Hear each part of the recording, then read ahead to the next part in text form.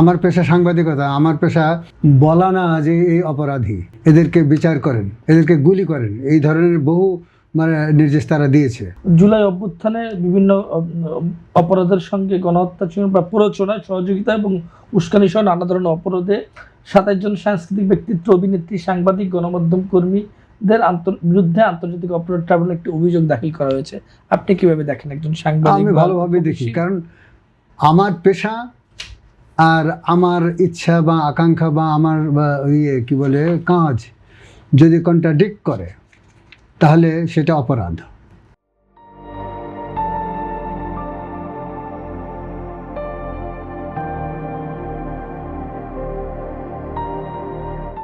আমার পেশা সাংবাদিকতা, আমার পেশা বলা না যে এই অপরাধী, এদেরকে বিচার করেন, এদেরকে গুলি করেন, এই ধরনের বহু নির্দেশ তারা দিয়েছে।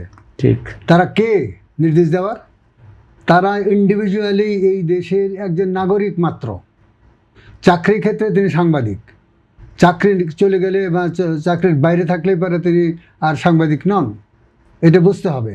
একজন সাধারণ মানুষ কখনোই তার সাধারণ মানুষের প্রতি এই দায়িত্ব বলতে পারে না যে যারা আন্দোলন করছেন, যারা দাবি উত্থাপন করছেন, যারা নিজেদের স্বার্থকে দেখার জন্য সরকারকে বলছেন, সেই সরকারকে প্রণোদনা দেবে এরা যে না, তাদের গুলি করেন, তাদেরকে হত্যা করেন, তাদেরকে মার দেন, তাদেরকে দমন করেন, তাদেরকে নৃশংসভাবে দমন করেন, এটা বলতে পারে না, ব্যক্তি হিসেবে পারে না, সাংবাদিক হিসেবে তো নয়ই।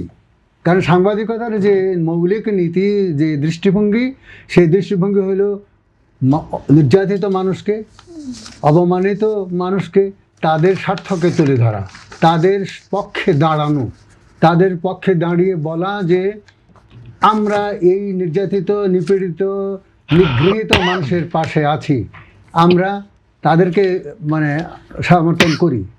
আপনি লক্ষ্য করবেন যে ভারতে এই যে মোদির বিরুদ্ধে যে আন্দোলন, প্রশ্নপত্র ফাঁদ নিয়ে যে আন্দোলন, সেখানে কারা দাঁড়িয়েছে?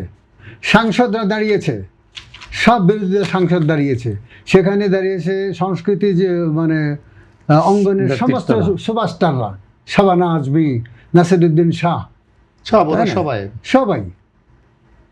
তা বুঝতে হবে যে সে আর্টিস্ট না মানবিক মানুষ। আগে মানুষ নাকি আর্টিস্ট? আগে বুঝতে হবে যে আমি আগে মানুষ, মানবতাই আমার প্রথম কর্তব্য, সেই কর্তব্যকে থেকে আমি নিজেকে বিচ্যুত করতে পারি না।